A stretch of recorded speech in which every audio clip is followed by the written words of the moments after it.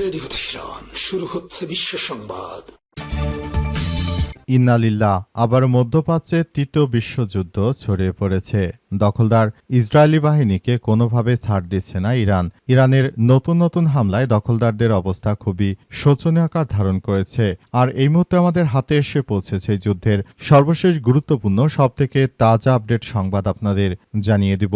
প্রথমে জানাবো, হরমুজ প্রণালীতে দুই জাহাজে আইআরজিসির গুলি। পারস্য উপসাগরে প্রবেশদ্বার হরমুজ প্রণালীতে নিজেদের আইনগত অধিকার ও সার্বভৌমত্ব বজায় রাখতে শক্ত অবস্থান নিয়েছে তেহরান। আজ ওই গুরুত্বপূর্ণ নৌপথে শৃঙ্খলা রক্ষা এবং নিজেদের সমুদ্রসীমা নিরাপত্তা নিশ্চিতে দুটি জাহাজকে লক্ষ্য করে গুলি চালিয়েছে ইরানের বিপ্লবী গার্ড বাহিনী, জানিয়েছে আইআরজিসি সদস্যরা।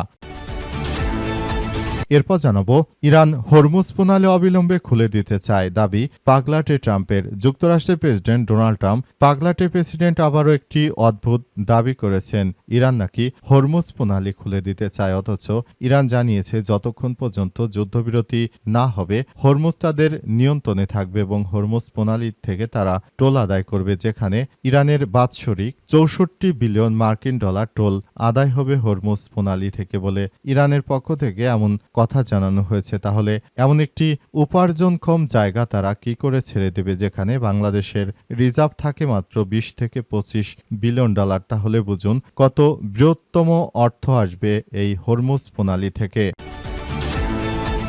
এদিকে নেতানিয়াহুকে উদ্দেশ্য করে পোস্ট, গ্রেপ্তার নারী। ইসরায়েলের প্রধানমন্ত্রী বেঞ্জামিন নেতানিয়াহুকে উদ্দেশ্য করে সামাজিক যোগাযোগ মাধ্যম এক্সে একটি পোস্ট করার কারণে যুক্তরাষ্ট্রের ফ্লোরিডায় এক নারী শিক্ষার্থীকে গ্রেপ্তার করা হয়েছে। জানা গেছে ওই নারী শিক্ষার্থী তিনি লিখেছিলেন যে, ট্রাম্প এবং নেতানিয়াহু, তোমরা আসলে তোমাদেরকে বলতে চাই, তোমরা ইরানে বোমা না ফেলে আমাদের বিশ্ববিদ্যালয়ে বোমা ফেলো।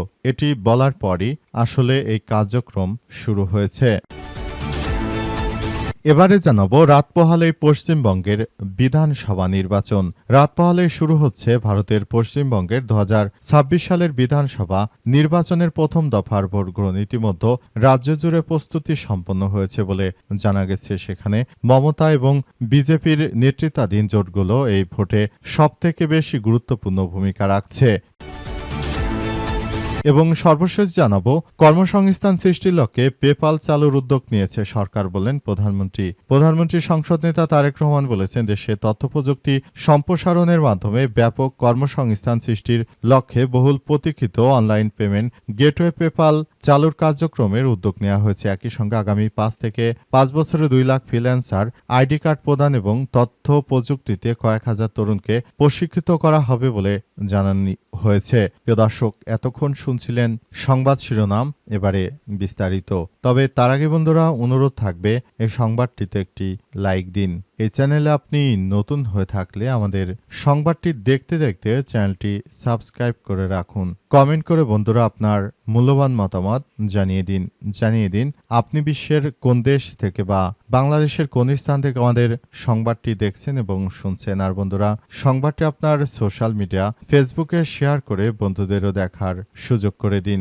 গাজা যুদ্ধে আপনি যদি নিরীহ ফিলিস্তিনিদের ভালোবেসে থাকেন, কমেন্টে ইয়েস লিখে পুরো বিশ্বকে আমাদের এই সংবাদটি দেখার সুযোগ করে দিন। এবারে বিস্তারিত। হরমুজ প্রণালীতে দুই জাহাজে আইআরজিসির গুলি। হরমুজ প্রণালীতে ইরানের আইআরজিসি দুটি বিদেশি জাহাজ লক্ষ্য করে গুলি চালিয়ে নৌপথে কড়াকড়ি আরোপ করেছে। তেহরান বলছে, আন্তর্জাতিক আইন অনুযায়ী নিজেদের সমুদ্র সীমা নিরাপত্তা রক্ষায় পদক্ষেপ গ্রহণ করা হয়েছে। পারস্য উপসাগরে হরমুজ প্রণালী দিয়ে এই জাহাজগুলো যাচ্ছিল এবং এগুলো ইরানের কোনো কথা না শুনে আসলে জাহাজগুলো সমুদ্রপথ অতিক্রমের চেষ্টা চালায়, তখনই এই আক্রমণ করা হয়েছে বলে ইরানের পক্ষ থেকে নিশ্চিত করা হয়েছে। বর্তমান সময়ে যারাই দখলদারি ইসরায়েলি বাহিনীর বিরুদ্ধে গিয়ে ইরানের পক্ষ হয়ে কাজ করছে সেসব জাহাজ নয়, বরং যেসব জাহাজগুলো যারা মার্কিন যুক্তরাষ্ট্র দখলদার ইসরায়েলি বাহিনী যারা রয়েছে তাদের পক্ষ হয়ে কাজ করছে সেসব জাহাজগুলোকে মূলত টার্গেট করা হচ্ছে। 3টি জাহাজে গুলি করা হয়েছে এবং এর মধ্যে একটি জাহাজকে ছেড়ে দেওয়া হলেও 2টি জাহাজকে ধরে নিয়ে গেছে ইরানের ইসলামী বিপ্লবী গার্ড বাহিনী। বাহিনীর সদস্যরা এবং এই পরিস্থিতির মধ্য দিয়ে আসলে সবকিছু এগিয়ে যাচ্ছে। পুরো পরিস্থিতি অত্যন্ত জটিল আকার ধারণ করছে এবং সবকিছু একটি ধ্বংসস্তূপে পরিণত হচ্ছে। পরিস্থিতি অত্যন্ত জটিল আকার ধারণ করার কারণে আসলে সবকিছু সেভাবে সেদিকেই চলে যাচ্ছে। পরিস্থিতির মধ্য দিয়ে জায়নবাদী ইহুদিবাদী ইসরায়েল এবং পুরো মধ্যপ্রাচ্য জুড়ে দখলদার ইসরায়েলি বাহিনী এই কার্যক্রমগুলো চালিয়ে যাচ্ছে এবং সবকিছু একটা ধ্বংসস্তূপের দিকে তারা নিয়ে যাচ্ছে। পুরো মধ্যপ্রাচ্য জুড়ে মার্কিন যুক্তরাষ্ট্রকে তাই চরমভাবে শিক্ষা দিচ্ছে ইরানের ইসলামী বিপ্লবী গার্ড বাহিনীর সদস্যরা। তারা ইতিমধ্যেই কার্যক্রমগুলো চালিয়ে যাচ্ছে এবং পরিস্থিতি যতই ভয়ানক হোক না কেন সেটি দখলদারদের আসলে ছাড় দেবে না মার্কিন যুক্তরাষ্ট্র এবং ইহুদিবাদীদের ছাড় দেবে না ইরানের ইসলামী বিপ্লবী গার্ড বাহিনীর সদস্যরা। তারা সেভাবেই প্রস্তুতি নিচ্ছে এবং সেভাবেই তারা কার্যক্রম চালিয়ে যাচ্ছে। ইরান হরমুজ প্রণালী অবিলম্বে খুলে দিতে চায় দাবি ট্রাম্পের। আবারও উদ্ভট পাগলের মন্তব্য করেছেন মার্কিন যুক্তরাষ্ট্রের প্রেসিডেন্ট ডোনাল্ড ট্রাম্প। তিনি দাবি করেছেন যে ইরান নাকি হরমুজ প্রণালী খুলে দিতে চায়। এমন উদ্ভট পাগলের প্রলাপ বকেছেন মার্কিন যুক্তরাষ্ট্রের প্রেসিডেন্ট ডোনাল্ড ট্রাম্প। তিনি নতুন করে এই ধরনের পাগলের প্রলাপ বকছেন এবং তার কথা শুনে সবার হাসি পাচ্ছে। তিনি এমনভাবে আসলে সবকিছু পরিস্থিতি তিনি একটি খারাপের দিকে নিয়ে যাচ্ছেন। তিনি এমনভাবে আসলে কথাবার্তা বলছেন, মনে হচ্ছে তিনি হয়তো যেটি বলছেন সেটি অত্যন্ত সুন্দর একটি কথা, কিন্তু বাস্তবতা অনেক কঠিন। কারণ তিনি শুরু থেকে যে ধরনের কার্যক্রমের কথা বলে যাচ্ছেন এটি কোনোভাবেই আসলে গ্রহণযোগ্য হতে পারে না। মধ্যপ্রাচ্য জুড়ে দখলদার জায়নবাদীরা যে ধরনের কার্যক্রম শুরু করেছে এটি আসলে কোনোভাবেই গ্রহণযোগ্য হতে পারে না বলে নিশ্চিত করা হয়েছে। মার্কিন যুক্তরাষ্ট্রের প্রেসিডেন্ট ডোনাল্ড ট্রাম্প শুরু থেকে এই ধরনের পাগলের প্রলাপ বকে যাচ্ছেন এবং তিনি শুধু এই ধরনের কার্যক্রমগুলো চালিয়ে তিনি নিজে সবার কাছে হাস্যরসের পাত্র বানিয়েছেন। এমনকি মার্কিন যুক্তরাষ্ট্রের সাধারণ জনগণ মিথ্যা বলার জন্য ট্রাম্পকে মিথ্যাবাদী উপহার দিয়েছে। এই মিথ্যাবাদী শুরু থেকে ইরানের বিরুদ্ধে প্রতিনিয়ত বিভিন্ন হুমকি ধামকি দিলেও প্রকৃতপক্ষে ইরানের IRGCর সেনাবাহিনীর সদস্যরা তার নাক কেটে দেয়। তিনি আসলে পুরোপুরি ফেঁসে গেছেন। তিনি এখন আর কোনো কিছুই করতে পারছেন না। তার জন্য এখন সবকিছু অত্যন্ত জটিলতার দিকে চলে যাচ্ছে। তিনি শুরু থেকে এটিকে সহজ মনে করলেও এখন ধীরে ধীরে বুঝতে পেরেছেন যে আসলে এই যুদ্ধ তার জন্য অত্যন্ত কঠিন আকার ধারণ করেছে। মার্কিন যুক্তরাষ্ট্রের প্রেসিডেন্ট তিনি আসলে কোনো কিছুই করতে পারছেন না। এর জন্য তিনি পুরোপুরি ফেঁসে গেছেন। এজন্য তিনি শুরু থেকে অনেক কিছু করতে চাইলেও শেষ পর্যন্ত পুরোপুরি ব্যর্থতার মধ্যে পড়েছেন মার্কিন যুক্তরাষ্ট্রের প্রেসিডেন্ট ডোনাল্ড ট্রাম্প। নেতানিয়াহুকে নিয়ে উদ্দেশ্য করে পোস্ট করে গ্রেপ্তার নারী। ইসরায়েলের প্রধানমন্ত্রী নেতানিয়াহুকে উদ্দেশ্য করে সামাজিক যোগাযোগ মাধ্যমে একটি পোস্ট করার কারণে ফ্লোরিডার এক নারী শিক্ষার্থীকে গ্রেপ্তার করা হয়েছে। জানা গেছে যে নেতানিয়াহুকে নিয়ে তিনি পোস্ট করেছিলেন যে আমাদের বিশ্ববিদ্যালয়ে বোমা ফেলুন, ইরানে না ফেলে। এই ঘটনা ঘটার পরই নেতানিয়াহুকে নিয়ে এই ধরনের পোস্ট করার পরই আসলে তাকে গ্রেপ্তার করা হয়েছে। উক্ত শিক্ষার্থী যুক্তরাষ্ট্রের ফ্লোরিডায় একটি বিশ্ববিদ্যালয়ে পড়াশোনা করতেন বলে জানা গেছে। কুখ্যাত সন্ত্রাসী নেতানিয়াহুকে নিয়ে এতটুকু পোস্ট করার কারণে আসলে তাকে গ্রেপ্তার করা হয়েছে। তাহলে বুঝুন মার্কিন যুক্তরাষ্ট্রেও এই ইহুদিরা কতটা শক্তিশালী অবস্থানে রয়েছে। আর বর্তমান সময়ে মার্কিন যুক্তরাষ্ট্রে সবথেকে বেশি ক্ষমতাধর পয়সাওয়ালা লোক হচ্ছে এই জায়নবাদীরা। তারা শুরু থেকে এই ধরনের কার্যক্রমগুলো চালিয়ে যাচ্ছে এবং তারা সারা বিশ্বের বুকে আসলে পরিস্থিতি সবকিছু নিয়ন্ত্রণ করছে। তাদের কাছে মুসলিমরা একরকম অসহায় হয়ে পড়েছে। মুসলিমরা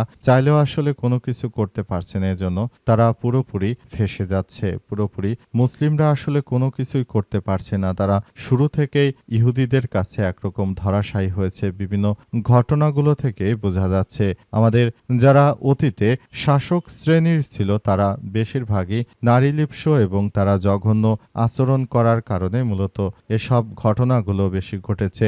এখনো দেখুন মধ্যপ্রাচ্যে যেসব মুসলিম শাসকরা রয়েছে তারা কতটা ক্ষমতালোভী, অথচ ইউরোপীয় ইউনিয়ন সহ বিশ্বের বিভিন্ন দেশের প্রধানমন্ত্রীরা তারা সাইকেল চালিয়ে অফিস করে, আর অথচ সৌদি আরব, কাতার, কুয়েত, আমিরাত, এমনকি বাংলাদেশের মতো একটি ফুটি মাছের মতো রাষ্ট্রের সরকার প্রধানও দেখুন কতটা সিকিউরিটি নিয়ে চলাচল করে। তারেক রহমানের গাড়ির সামনে পেছনে অসংখ্য মানুষ দৌড়ায়, অথচ ইউরোপীয় ইউনিয়নের যারা বড় বড় পদে দায়িত্ব পালন করেন তারা প্রধানমন্ত্রীর পদের পাশাপাশি তারা অন্যান্য পেশায় নিযুক্ত থাকেন, তারা এতটা জাঁকজমকভাবে চলাচল করেন না। এগুলো থেকেই বোঝা যায় যে আমাদের মুসলিমরাই আসলে এক শ্রেণীর লোভী। এই লোভীদের কারণে এখন মুসলিমরাই সব থেকে বেশি ধরাশায়ী হচ্ছে, সব থেকে বেশি মার খাচ্ছে। এই লোভ যেদিন মুসলিমদের মধ্য থেকে যাবে সেদিনই আসলে বিশ্বে মুসলিমরা কোনো ভালো কিছু হয়তো করতে পারবে। অতীতে বাংলাদেশ সহ ভারতীয় উপমহাদেশে যখন মুঘলরা শাসন করত তখন তারা যদি হিন্দুদের উপর তাদেরকে মুসলিম ধর্মে দীক্ষিত করত, যদি ভালো কিছু করত, তাহলে আজ হয়তো ভারতবর্ষে মুসলিমরা এভাবে নরেন্দ্র মোদীর হাতে মার খেতে হতো না। রাত পোহালেই পশ্চিমবঙ্গের বিধানসভা নির্বাচন। রাত পোহালে শুরু হচ্ছে ভারতের পশ্চিমবঙ্গের 2026 সালের বিধানসভা নির্বাচনের প্রথম দফার ভোট। ইতিমধ্যে রাজ্য জুড়ে প্রস্তুতি সম্পন্ন হয়েছে। দেশটির নির্বাচন কমিশনের নির্দেশে প্রশাসন ও নিরাপত্তা বাহিনী সর্বোচ্চ সতর্ক অবস্থানে রয়েছে। আগামী 23 এপ্রিল সকাল 7টা থেকে শুরু হবে ভোট গ্রহণ, চলবে নির্ধারিত সময় পর্যন্ত। প্রথম দফা 16টি জেলার 152টি বিধানসভা আসনে ভোট হবে। এর মধ্যে উত্তরবঙ্গের 8টি জেলায় 54টি আসন, দক্ষিণবঙ্গের ও জঙ্গলমহলের 8টি জেলার 98টি আসনে ভোট গ্রহণ হবে। প্রায় 3,60,00,000 ভোটার এই দফায় তাদের ভোটাধিকার প্রয়োগ করবেন। প্রার্থীর সংখ্যা 1476, যার মধ্যে উল্লেখযোগ্য সংখ্যক স্বতন্ত্র প্রার্থী রয়েছে। ফলে প্রতিটি আসনেই প্রতিদ্বন্দ্বিতা তীব্র থেকে তীব্র হচ্ছে। নিরাপত্তার দিক থেকে এই দফাকে অত্যন্ত গুরুত্বপূর্ণ বলে মনে করা হচ্ছে। নির্বাচন কমিশন সূত্র থেকে জানা গেছে 2460টির বেশি কেন্দ্র বাহিনীর কোম্পানি মোতায়েন করা হয়েছে। সেই হিসেবে মোট জওয়ানের সংখ্যা 3 লক্ষের বেশি। স্পর্শকাতর বুথে বাড়তি নজরদারি, সর্বত্র নাকা চেকিং এবং রুট মার্চ জোরদার করা হবে বলে নিশ্চিত করা হয়েছে এবং পুরোপুরি সবকিছু আসলে যার যার জায়গা থেকে পরিস্থিতি নিয়ন্ত্রণ করার চেষ্টা করা হচ্ছে। ভারতের যিনি মমতা বন্দ্যোপাধ্যায় রয়েছেন তিনি বরাবরই এই দায়িত্বে রয়েছেন এবং তিনি তার দলকে জেতানোর জন্য চেষ্টা চালিয়ে যাচ্ছেন।